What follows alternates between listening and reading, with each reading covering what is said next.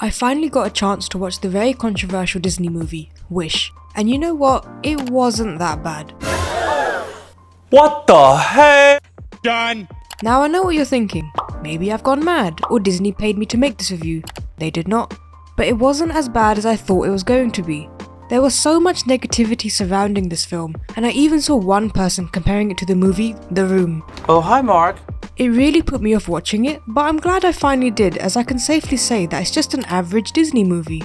It had some underdeveloped characters, but cute side characters, a decent villain, and some interesting songs. I have definitely seen Disney make better animated movies in the past, but Wish is still a satisfactory movie. This is what you would expect from this type of fantasy musical film, and it's still very watchable. It really wasn't that bad.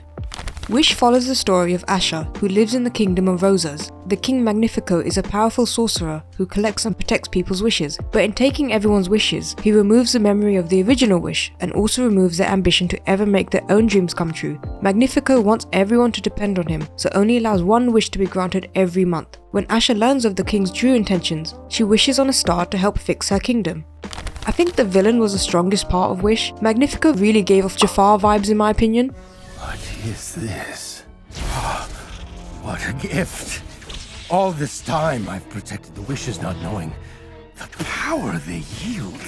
Now then, perhaps I can divine a solution to this thorny problem.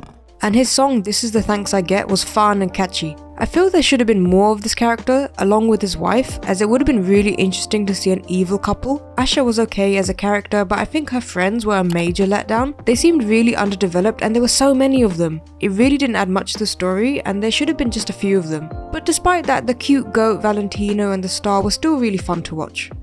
So this film was made to celebrate 100 years of Disney movies, but this really didn't come across.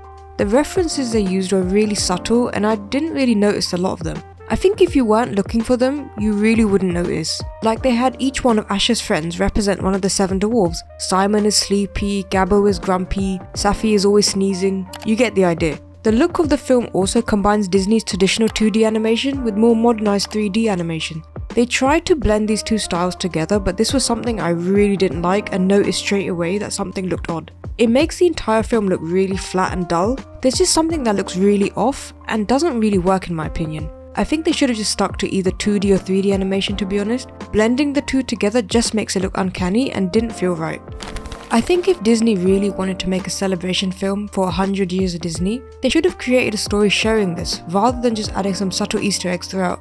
Like, why couldn't they create a story that started off in 2D animation and then transitioned into 3D animation? Asher could have gone through some kind of portal which allowed this to happen, for example. They could have even added in some memorable characters from the past movies, like Peter Pan, Donald Duck, Baloo the Bear, rather than just adding them in the credits as images. I think if you didn't realise this film was for 100 years of Disney, it is far more enjoyable to watch, as you won't need to notice any past references. I think there was too much pressure on this film to make it an anniversary to Disney. If they really wanted to do that, they should have added different elements from the previous films, like having different music styles, animation styles, and actually showing previous characters, not just merging a couple of references in. I think if you can look beyond all of these issues, it is actually an okay film. It's not the best, but it still has some good qualities.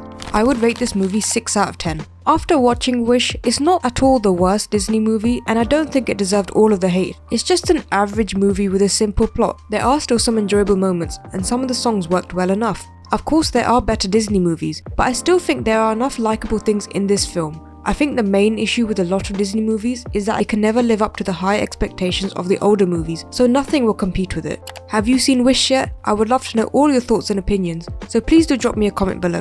Thank you for watching and see you on the next one.